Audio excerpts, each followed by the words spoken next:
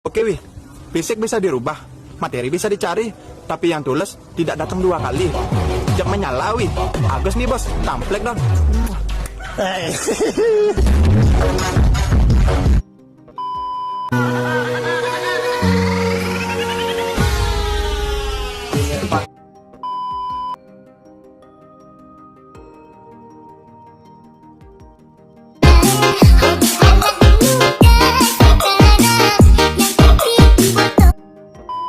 Saat pertama kali kasus ini mencuat ke publik, banyak netizen tidak percaya. Banyak netizen yang memberikan pembelaan kepada si Agus Buntung dengan dalih, bagaimana mungkin seorang penyandang disabilitas seperti si Agus Buntung yang bahkan tidak memiliki kedua lengan mampu melakukan tindakan itu kepada seorang wanita. Dan parahnya pada saat itu, banyak banget netizen yang justru menyudutkan dan menyerang si korban dengan mengatakan bahwa si korban ini katanya selingkuhannya polisi lah, ada yang bilang katanya si korban ini berniat jahat kepada si Agus Buntung lah, si korban ini ingin mengkriminalisasi si Agus Buntung lah, pokoknya banyak banget tuduhan macam-macam kepada si korban.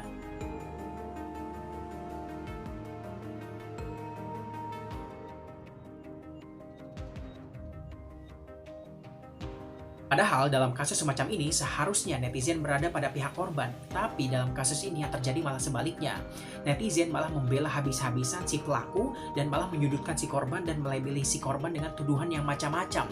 Pada saat itu banyak netizen yang nggak percaya sama sekali kalau si Agus Buntung itu bisa melakukan perbuatan itu kepada seorang wanita, karena bagi netizen pada saat itu katanya nggak mungkin banget, mustahil, itu mah ceweknya aja yang kegatelan katanya, itu mah polisi ngadi-ngadi aja untuk mengkriminalisasi seorang penyandang disabilitas katanya.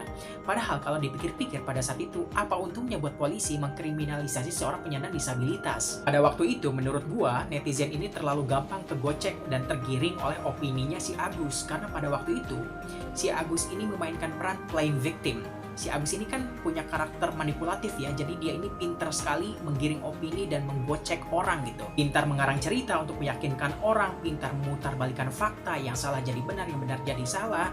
Dan pada saat itu si Agus ini menempatkan dirinya seolah-olah sebagai seorang korban fitnah, sebagai seorang korban kriminalisasi. Tidur biasa gini dah. Nah terus sudah gitu dia yang di atas saya, dia buka sendiriannya dia juga.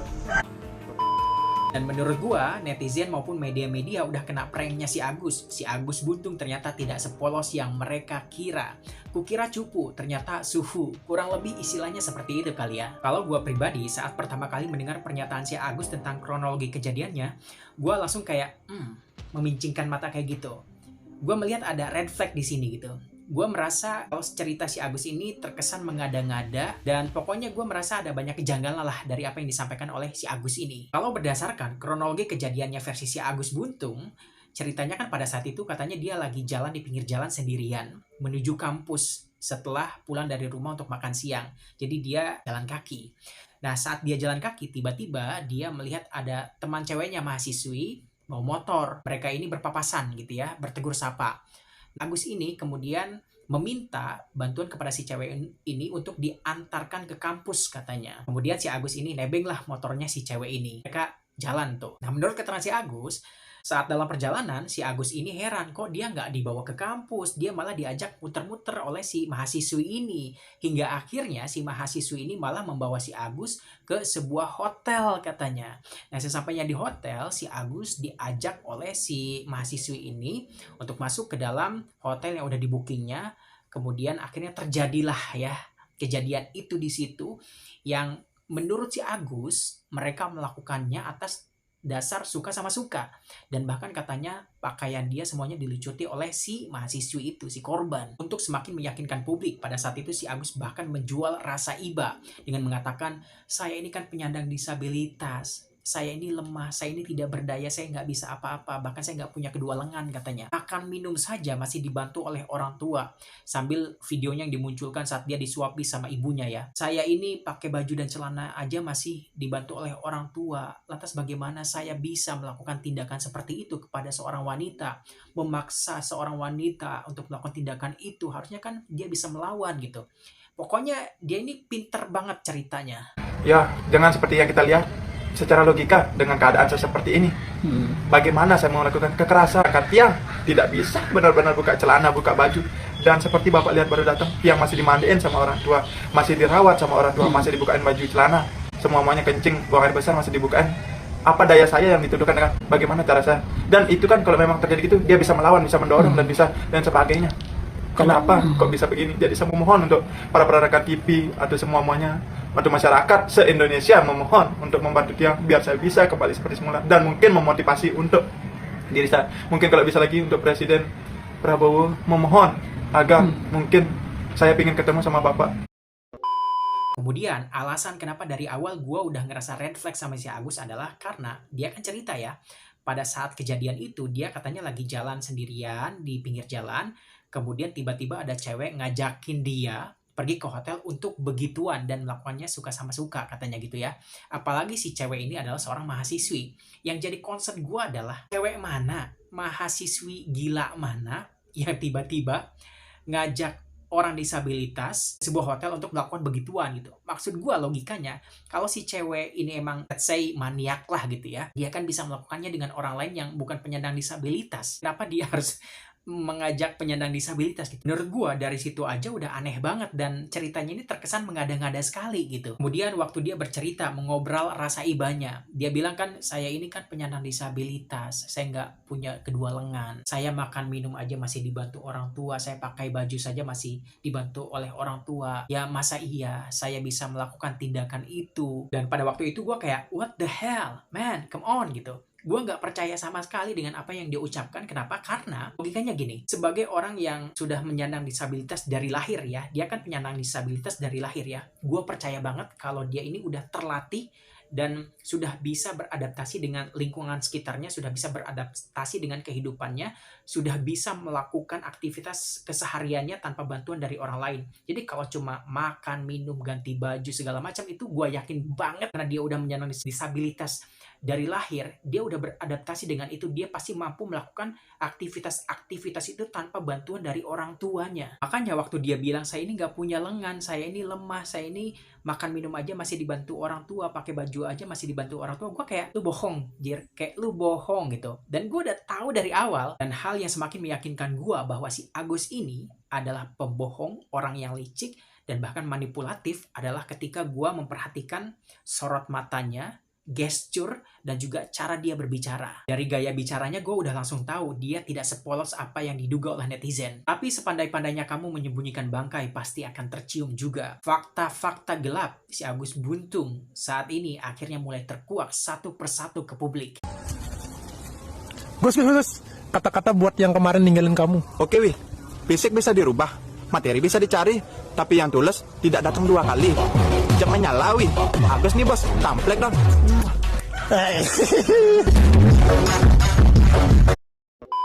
Yang pada akhirnya menyadarkan netizen bahwa selama ini mereka membela pihak yang salah. Dan berikut adalah beberapa fakta dan juga kebohongan Iwayan Agus Suwartama yang terbongkar ke publik.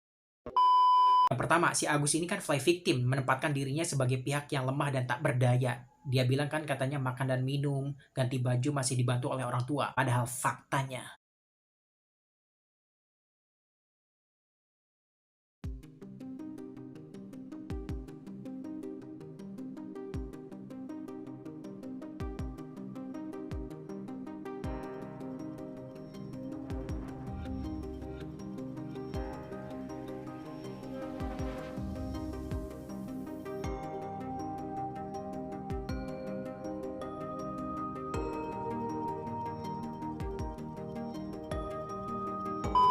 jangankan cuma makan dan minum, ganti baju, bawa motor saja dia bisa.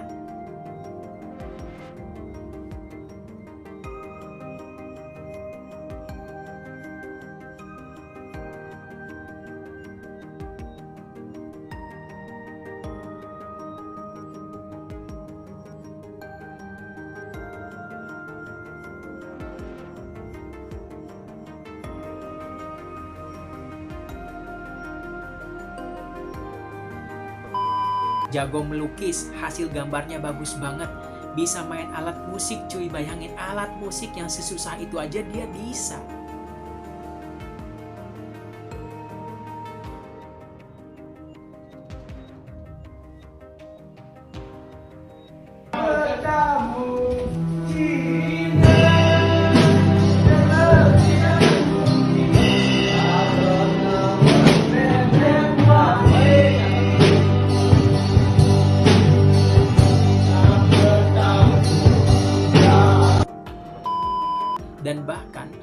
tulisan kakinya itu lebih bagus dibandingkan tulisan tangan orang-orang normal pada umumnya.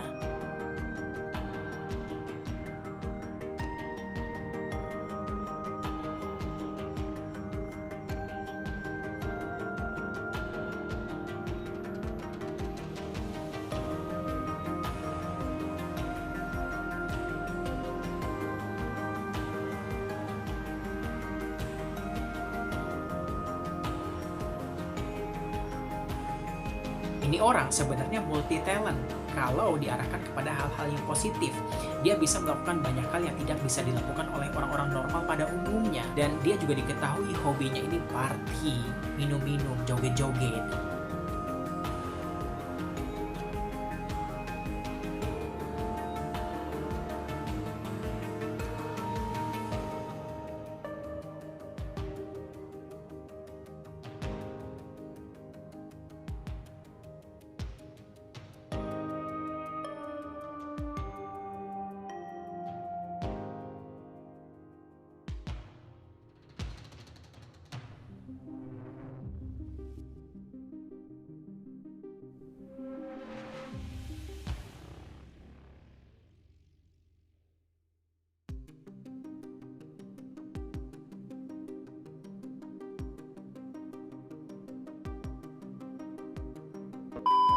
Makanya ini sangat kontras dengan pernyataan dia sebelumnya yang mengatakan bahwa saya ini penyandang disabilitas yang lemah, yang gak bisa apa-apa.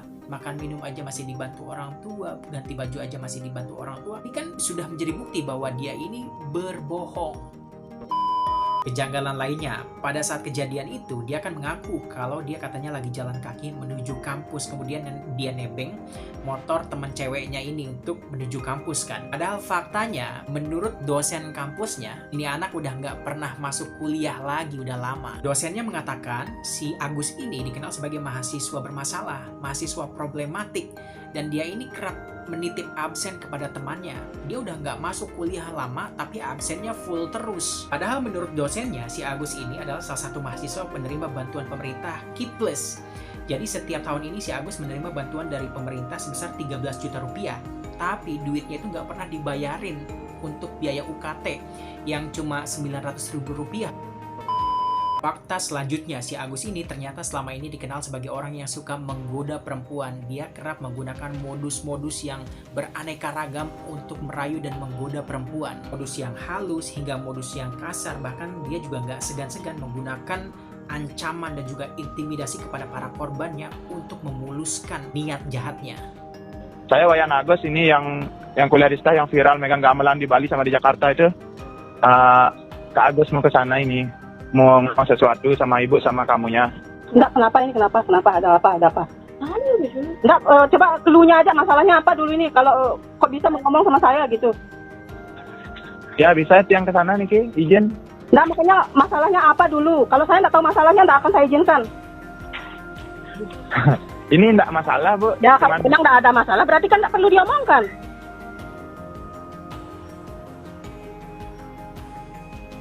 Ada luntur pukulannya nanti ke apa ke kampus. Kakak bersih sendiri sampai kakak sholat pasti tidak bisa sholat karena ada ganjalan. Kakak kan perjuangan kakak dia oleh hanya hidup sendiri dan berjuang sendiri. Benar nggak? Nekat gara-gara hal sepele. Kakak mau nekat lagi? Bisa nggak aku minta jangan nekat? Coba nyawa saya kasih kakak biar kakak tahu bahwa kakak itu berarti bagi dunia ini. Dan bukti-bukti itu saat ini mulai bermunculan saat si Agus catcalling perempuan, ada videonya. Saat si Agus ini menggoda-goda perempuan, ada videonya, ada pengakuan para korbannya. Jadi udah nggak bisa bantah lagi dia. Halo bosku, jalan-jalan putra bosku. Satu kata. 1.2 koma, kamu cantik, aku yang punya. Bahkan ada seorang cewek, seorang mahasiswi yang hampir menjadi korbannya si Agus. Dia mengaku, jadi pada saat itu dia ini ceritanya lagi nongkrong sama teman-teman cowoknya di taman. Nah pada saat itu ada si Agus. Nah si Agus tiba-tiba meminta bantuan kepada si cewek ini untuk membuka resleting celananya. Katanya si Agus ini mau pipis. Si cewek ini kan kaget ya, maksud dia kayak di situ kan banyak tuh teman-teman cowoknya, kenapa dia meminta bantuan ke si cewek ini gitu. Kayak maksud lo apa gitu. Jadi sebenarnya dari situ saja sudah jelas itu sudah termasuk dalam kategori pelecehan gitu ya. Gua nggak bisa sebut kalimat itu karena YouTube itu sensitif guys. Sensitif banget. Makanya gue juga kadang bingung ya sebagai konten kreator yang bercerita kayak gini. Ketika gue dibatasi untuk menyampaikan kata-kata ataupun kalimat-kalimat tertentu, jadi pesannya kayak nggak sampai gitu. Tapi ya udahlah ya, ini kebijakan yang harus kita patuhi. But anyway, pada saat itu si cewek ini mungkin karena dia melihat, oh nih orang disabilitas gitu ya, nggak punya dua lengan, jadi dia tidak berpikir negatif gitu. Si cewek ini mau minta bantuan teman-teman cowoknya, tapi belum dia ngomong, si Agus ini udah langsung gercep meminjam HP-nya si cewek ini. Katanya mau nelpon ibunya. Belakangan diketahui padahal itu hanya modusnya si Agus untuk mendapatkan nomor dari cewek-cewek. Jadi setelah dia dapetin nomornya, dia bakalan chat terus dan teror terus si cewek itu sampai dapat. Mana unin juga aku, Mbak bisa nggak saya minta tolong, saya pengen kencing unin coba. Padahal leno tuh aku irami dengan taman kembe aku lain endeng tulang, padahal ya duit mama kena kembe dek itu mama lain no kembe aku lain sana ini. Nah kebetulan di taman dia dekat kanca tau batur kan. Nah akhir jarin aku dek kesemel jak kenendek kan, dek kesemel jak kenendek jarin oh aku kan ani juga nah lagu bahasa Indonesia waktu nu kadun. Ingat ke nih ara bukti nah. Ingat ke nih yang kenu ya suruh aku telepon mak, disuruh aku telepon mak coba cek mak antien deh sekomplotan lan kancana kan. Suruh aku telepon mak meniunin. Aku sih teleponan mak pokok. Ingat ke pokok yang kenu indah chat kalau gue lupa aku. Dan kalian tahu jumlah korbannya si Agus saat ini semakin bertambah. Hingga detik ini tercatat sudah ada sebanyak 15 korban. Dan diperkirakan korbannya ini masih akan terus bertambah. Dan yang bikin gue marah banget dari kasusnya si Agus Buntung ini adalah karena beberapa korbannya diketahui merupakan anak-anak yang masih di bawah umur. Bayangin, anak-anak yang masih di bawah umur. Jadi si Agus ini bukan hanya penjahat itu ya, tapi juga dia merupakan pedo. Dan orang-orang kayak si Agus ini benar-benar harus mendapatkan hukuman yang setimpal. Jangan hanya dilihat dia sebagai penyandang disabilitasnya, tapi lihatlah kejahatan yang telah dia perbuat. Dan fakta mengejutkan lainnya yang juga terungkap dari kasus ini adalah ternyata pada tahun 2022 silam, si Agus ini juga ternyata pernah viral karena kasus yang sama. Cuma pada saat itu viralnya nggak sampai meluas di sosial media sampai ke nasional ya, enggak. Viralnya hanya di lingkungan sekolah saja. Jadi pada saat itu si Agus ini melakukan itu ya kepada korban yang masih di bawah umur, anak SMP. Dan bahkan karena kejadian itu si anak SMP ini sampai putus sekolah gitu. Aduh, kenapa ya belakangan ini nama Agus-Agus ini sangat bermasalah sekali. Udah ada Agus versus Novi, ada Gus Miftah, ada Agus Buntung lagi-lagi ini di NTB gitu. Jadi nama-nama Agus ini belakangan benar-benar viral banget ya. Apakah ini hanya sebuah kebetulan atau ada konspirasi di baliknya? Tapi semoga gue berharap netizen dapat mengambil pelajarannya dari kasus ini. Bahwa kalian ini sebagai netizen jangan gampang kegocek, jangan sampai gampang terpengaruh, jangan gampang tergiring opini, apalagi oleh konten-konten di sosial media. Buktinya kalian kena prank kan? Agus yang menurut kalian innocence, Agus yang menurut kalian lemah tak berdaya, ya penyandang disabilitas yang katanya merupakan korban kriminalisasi, korban fitnah. Tapi faktanya dia memang ternyata adalah pelaku yang lihai banget, yang licin kayak belut, yang memang manipulatif gitu. Jadi hati-hati. Tapi kasus ini semakin meyakinkan gue bahwa netizen plus 62 ini adalah netizen yang kayaknya belum mature ya. Netizen yang gampang banget kegiring opini, gampang banget kegocek, gampang banget kena prank, gampang banget terpengaruh. Makanya banyak banget netizen yang gampang banget mengidolakan sosok-sosok di sosial media gitu. Para influencer yang kesannya kayak si influencer ini baik hati, suka berbagi, dermawan, suka menolong orang miskin gitu. Mereka lupa bahwa influencer-influencer ini cari duit di situ ya, mereka bikin konten.